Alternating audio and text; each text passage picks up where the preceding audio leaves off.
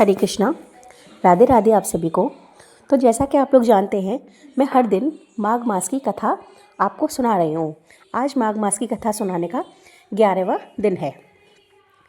एक समय में एक निर्धन ब्राह्मण था और उसने कहीं सुन रखा था कि अगर माघ मास में स्नान किया जाए और दान किया जाए या किसी भी ज़रूरतमंद की सेवा की जाए तो उसका फल हमको बहुत गुना होकर मिलता है।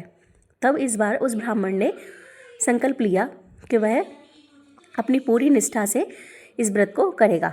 और जब माघ मास आया तो उस ब्राह्मण ने पवित्र नदी में स्नान करने का संकल्प लिया और रोज़ पवित्र नदी में स्नान करने को वो जाते थे। लेकिन एक बार जब वो वहाँ से लौट रहे थे तब उन्होंने एक बूढ़े निर्धन ब्राह्मण को ही ठंड से कांपते हुए देखा। और लेकिन जो ब्राह्मण थे उनके पास उसको देने के लिए कुछ भी नहीं था, उस गरीब को देने के लिए कुछ भी नहीं था। लेकिन उनके पास एक उनका अंगोछा था, एक गमछा था, तो वही उन्होंने उसको दे दिया। बस क्योंकि जब उन ब्राह्मण के पास ही कुछ नहीं था तो वो उनको क्या दे सकते थे। लेकिन उन्होंने इतनी निष्ठा दिखाई कि खुद ठंड में रहे और उनके पास एक गमछा था वो जो उनको दे दिया।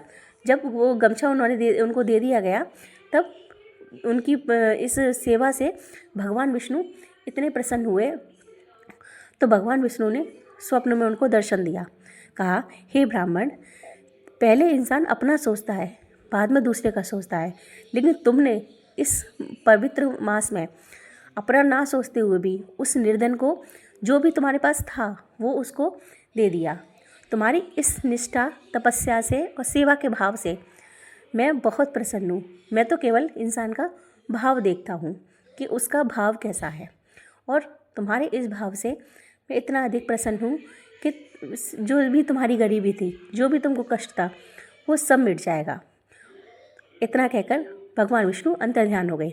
जब सुबह ब्राह्मण जगे तब उन्होंने देखा कि उनकी जो गरीबी, निर्धनता थी, वो सब कुछ समाप्त हो गई है और वो एक बहुत वैभवशाली जीवन जीने लगे हैं। इसलिए कहा जाता है कि ये जो माघ मास का महीना है वो हमारे लिए मतलब जैसे तिल के समान भी अगर हम दान कर रहे हैं ना, तो वो भी हमको पहाड़ के समान होकर मिलता है।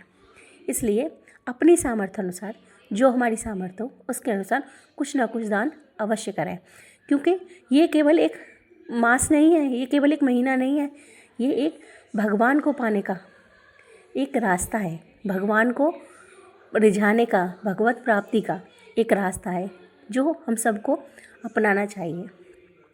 और अपनी सामर्थ्य अनुसार हमको दान, दक्षिणा, सेवा, अन्न, जल, जो भी कुछ हमसे बन पड़े वो सब हमको करना चाहिए। और अगर आपको मेरी वीडियोस अच्छी लगती हों तो मेरे चैनल को लाइक और सब्सक्राइब कर दिए, और रोज़ आगे की वीडियो देखने के लिए सब्सक्राइब करें। राधे राधे।